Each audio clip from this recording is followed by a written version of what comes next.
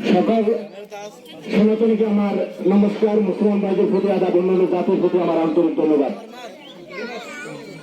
আজকের এই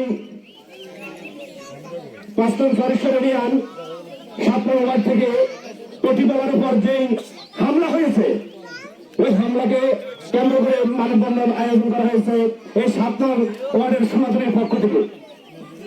আমি বেশি কিছু বলবো না, আমি শুধু একটাই কথা বলবো, এই দেশে হিন্দু, মুসলমান, বৌদ্ধ, খ্রিস্টান বহু পুরানো থেকে সম্প্রীতি বজায় আছে। যারা সম্প্রীতিকে বিনষ্ট করতে চাচ্ছে তাদেরকে আইনের আওতায় এনে সর্বোচ্চ শাস্তির জন্য দাবি জানাচ্ছি। তার সাথে যারা এদের সাথে জড়িত আছে প্রত্যেকটা লোককে, প্রত্যেকটা কুসুফি মহলকে, প্রত্যেকটা সন্ত্রাসকে আইনের আওতায় আনতে হবে।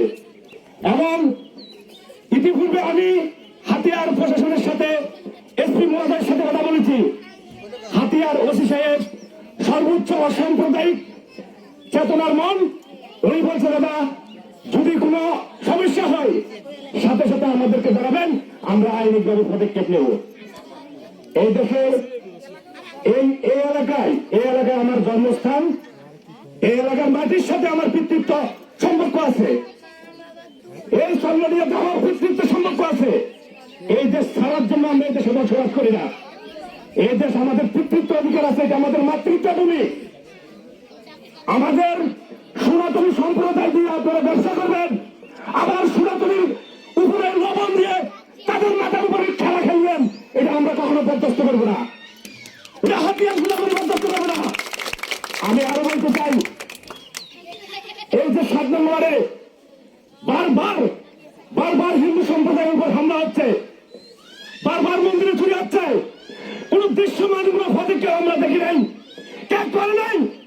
আজকে যদি করতো আমরা এই জায়গায় দাঁড়াতে হতো না, আমাদেরকে এই জায়গায় দাঁড়াতে হতো না।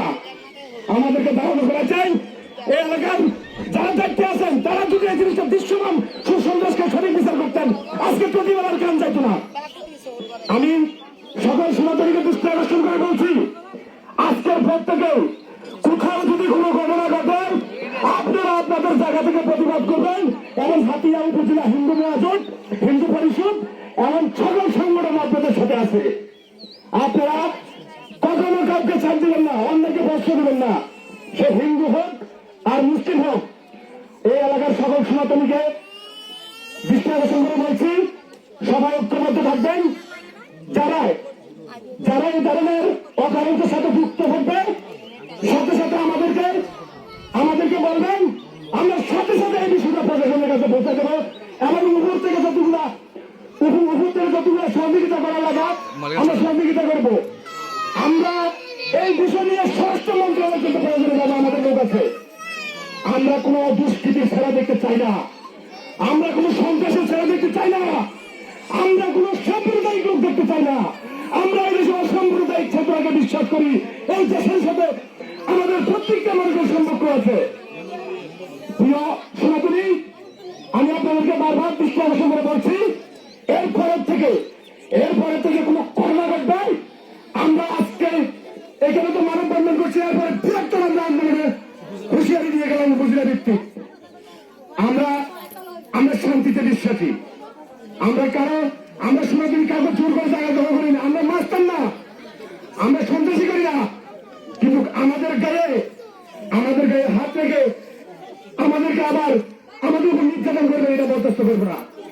ইতিপূর্বে আমি আপনাদের এই বিষয় নিয়ে আমি বিএনপির সকল কেন্দ্রীয় নেতার সাথে কথা বলছি এবং বিএনপির স্থায়ী কমিটির সদস্য গর্ষচন্দ্র রায়, ওনার সাথে আমি এই বিষয়ে আমার মেয়ের সাথে আলোচনা করছি।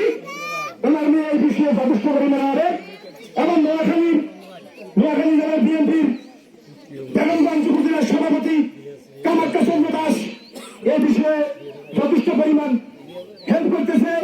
এবং আমাদের হাতিয়ার বাবুর আমার স্বামীন ভাইকে জানানোর পরে শামীম ভাইকে জন্য এই এলাকাতে হাতিয়াতে কোন সন্ত্রাসী ঠাই নাই। এই বিষয়ে আমি আবার হাতিয়ার যিনি বর্তমান রানিং এমপি তার কাছে আমি অবগত করেছি। আমরা সনাতনী শান্তিতে বিশ্বাসী। এইভাবে আমি আর বেশি কিছু বলবো না। আপনাদের কাছে একটাই রিকোয়েস্ট, আপনারা আজকের পর থেকে কেউ ঘুমিয়ে থাকবেন না,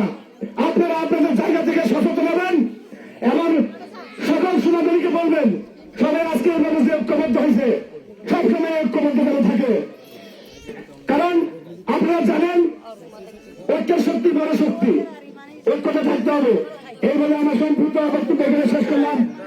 সবাই ভালো থাকবেন। আদাব ও নমস্কার।